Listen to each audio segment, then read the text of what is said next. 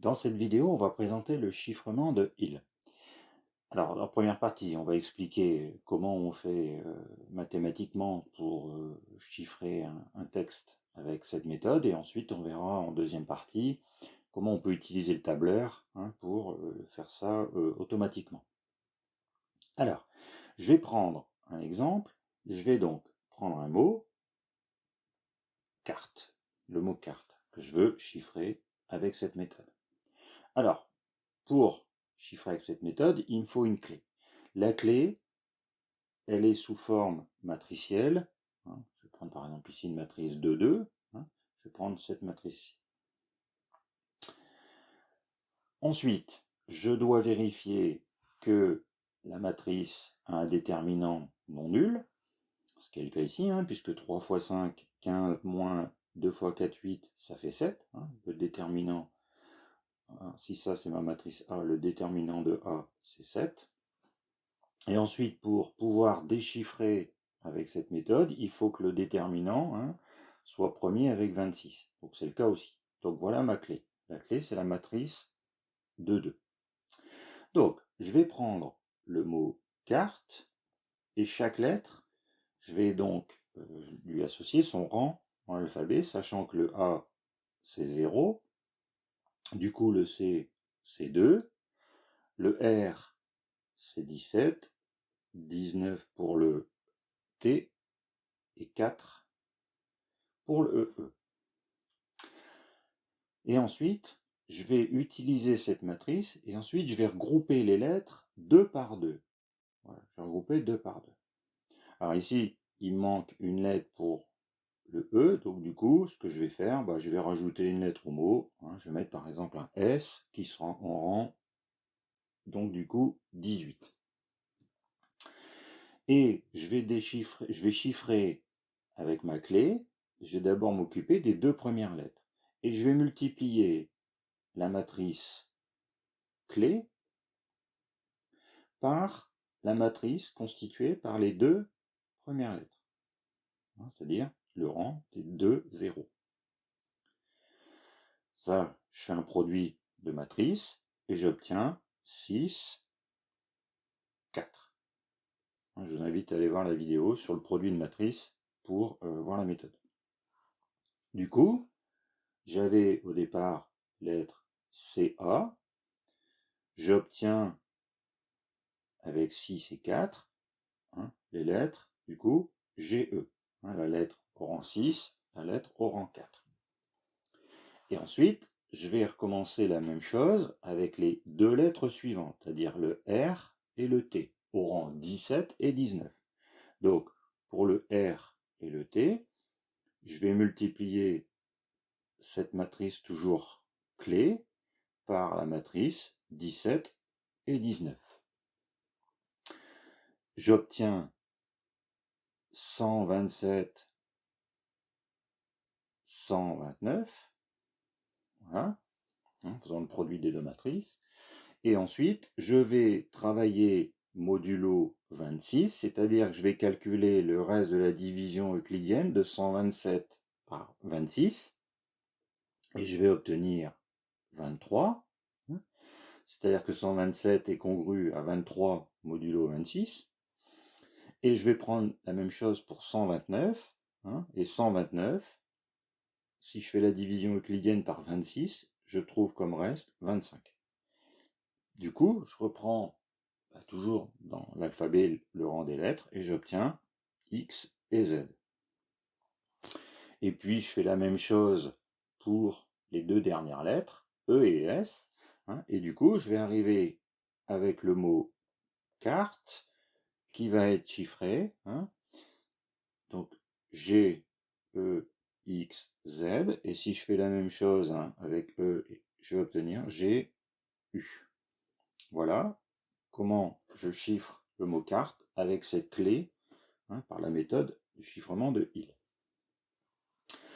Donc, si ensuite je veux prendre 3 par 3 les lettres, il me faut une matrice 3, 3. Bon, là, on va faire simple avec une matrice de 2, puisqu'on va voir après qu'on a besoin de l'inverse. Donc ça, c'est pour chiffrer. Maintenant, on veut déchiffrer un texte. C'est-à-dire que on va considérer que cette matrice résultat, c'est y1, y2. Et la matrice qu'on avait au départ, c'est x1, x2. Du coup, ici, on a y qui vaut a fois x. Y étant cette matrice-ci, x celle-ci, et a toujours la matrice clé. Ça veut dire que on sait que le déterminant de notre matrice est différent de 0, donc la matrice est inversible. Donc, du coup, on pourrait avoir, on peut multiplier par l'inverse de la matrice A, ça fait que A, l'inverse de la matrice A fois Y, c'est A fois la matrice inverse de A fois A, c'est-à-dire la matrice identité, fois X, donc ça fait la matrice X. Et puis ensuite, ce que je fais, c'est que je multiplie aussi par 7, c'est-à-dire la valeur du déterminant. Et du coup, j'arrive donc à une matrice 7x, celle-ci, donc 7x1, 7x2. Et ensuite, j'arrive à une matrice avec la matrice inverse de A. Alors, matrice inverse de A, elle est assez simple à déterminer. C'est une matrice de 2, donc l'inverse, c'est 1 sur déterminant de A, donc 1 septième.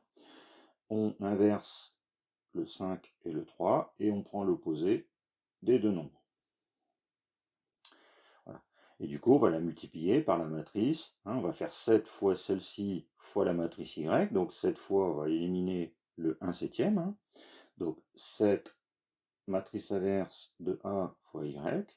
Ça va donner ça, cette matrice, fois Y, c'est-à-dire Y1, Y2.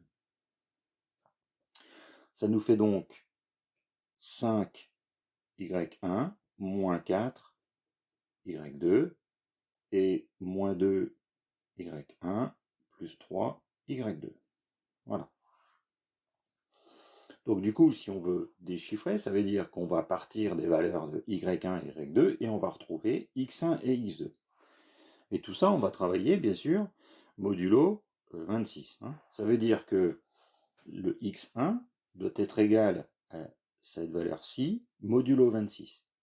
Alors pas le X1 même, puisqu'on a multiplié par 7, le 7X1, puisque ici on a 7X. Donc 7X1, 7X1 doit être congru à 5Y1 moins 4Y2 modulo 26, et même chose pour le X2 avec cette deuxième ligne de matrice.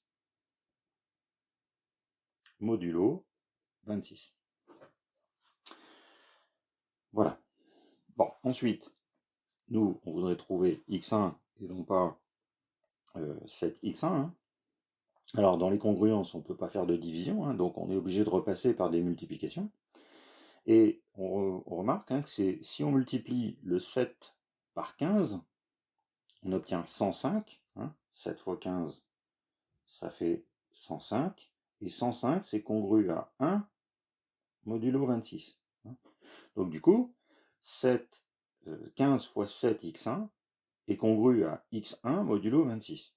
Donc du coup, on va multiplier la ligne par 15. Donc ça va nous donner x1, congru à, alors, du coup, 5 fois 15, on le calcule aussi. 5 fois 15, on le calcule.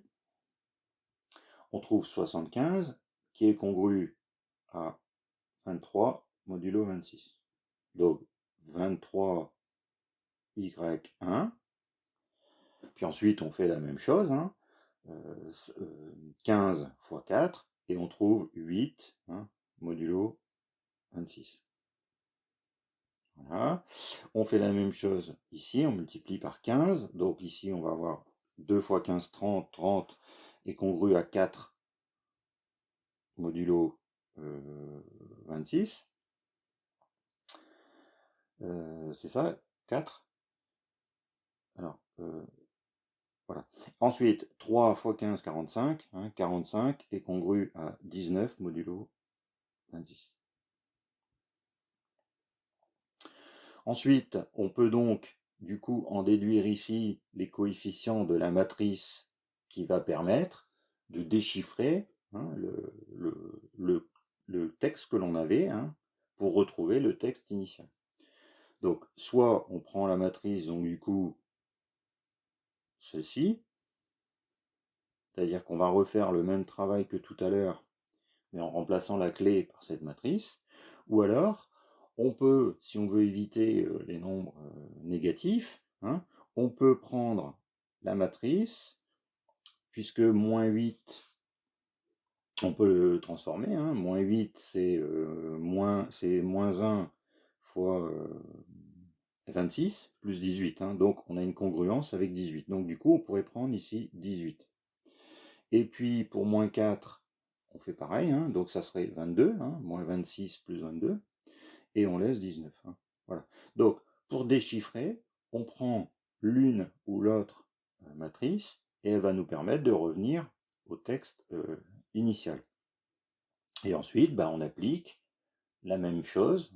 Si on reprend par exemple ce texte GE, XZ, GU, on reprend le rang des lettres, on remultiplie avec la matrice et on va retrouver le mot carte. Donc dans la suite, on va présenter comment utiliser le tableur pour transcrire rapidement.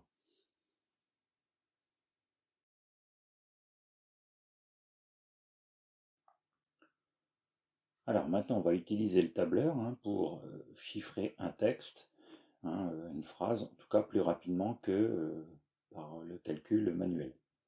Alors j'ai remis ma clé, la matrice de 2, et je vais donc utiliser ma première ligne avec mes lettres. Deuxième ligne, je vais donner le rang de chaque lettre. Alors je pourrais écrire le rang manuellement, mais je vais écrire une formule, ça sera plus simple, ce qui va permettre ensuite de mettre n'importe quelle lettre et d'avoir le rang automatiquement. Donc la formule, c'est code. Je clique sur la cellule où il y a la lettre, et du coup, si je regarde, j'obtiens 65.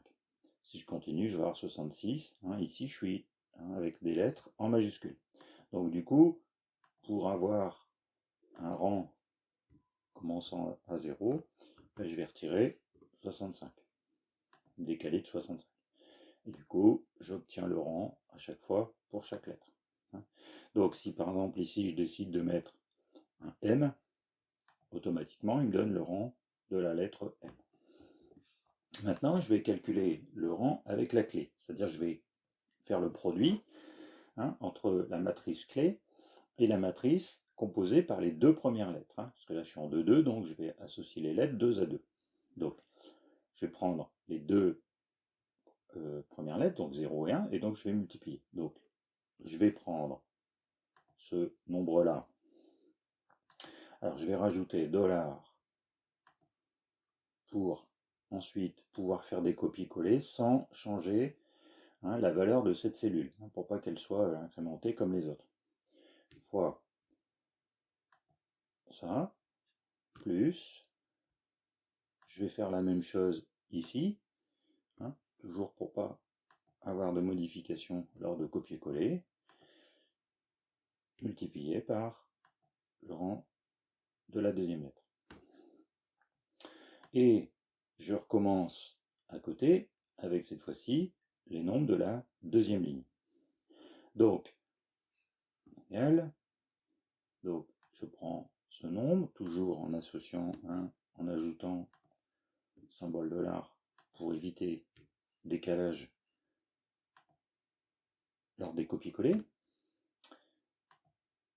Même chose pour celui-ci, multiplié par le rang de la deuxième lettre. Voilà, donc je revérifie. J'ai bien multiplié le coefficient par le nombre dans la cellule B10, le deuxième coefficient, voilà. Ici, j'ai fait pareil, j'ai pris cette fois-ci les coefficients de la deuxième ligne, la cellule B10 et la cellule C10, c'est les deux nombres. Ensuite, ces deux nombres, je vais chercher le reste avec la division euclidienne par 26. Donc la formule, c'est mode. Donc je prends le nombre, point virgule 26. Alors pour ces deux-là, ça ne change pas grand-chose, puisqu'on est déjà... Et ensuite, je vais retrouver le caractère avec la formule car. Donc je reprends la valeur qui correspond au nouveau rang.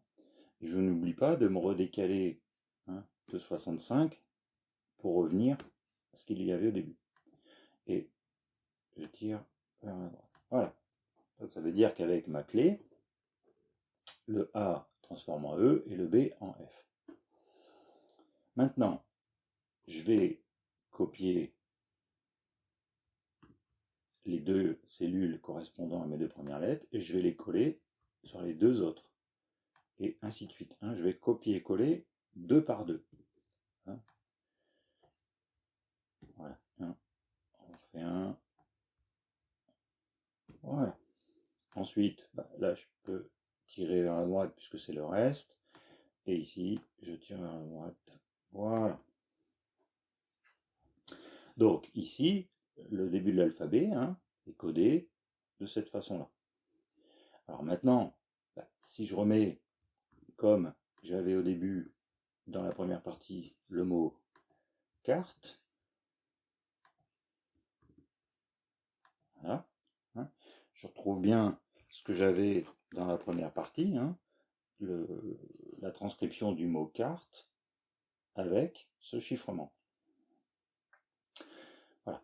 Donc j'avais rajouté une lettre, puisque il faut que mes lettres soient par binôme. Bon. Ensuite, je vais maintenant prendre un texte que je vais avoir codé, qui sera chiffré, que je vais déchiffrer. On a vu dans la première partie que si je veux déchiffrer un texte, il faut que je change de clé. Soit j'avais la clé avec 23, moins 8 et 19, ou alors en tout cas j'ai la clé avec 23, 18, 22 et 19. C'était la matrice 22. Voilà. Et par exemple, j'ai eu un code, du coup T, J, G, P, K, O. Voilà. Donc, ce code-là, si je le déchiffre avec la clé qui avait utilisé, la même clé, donc celle-ci pour déchiffrer, j'obtiens le mot, donc bravo.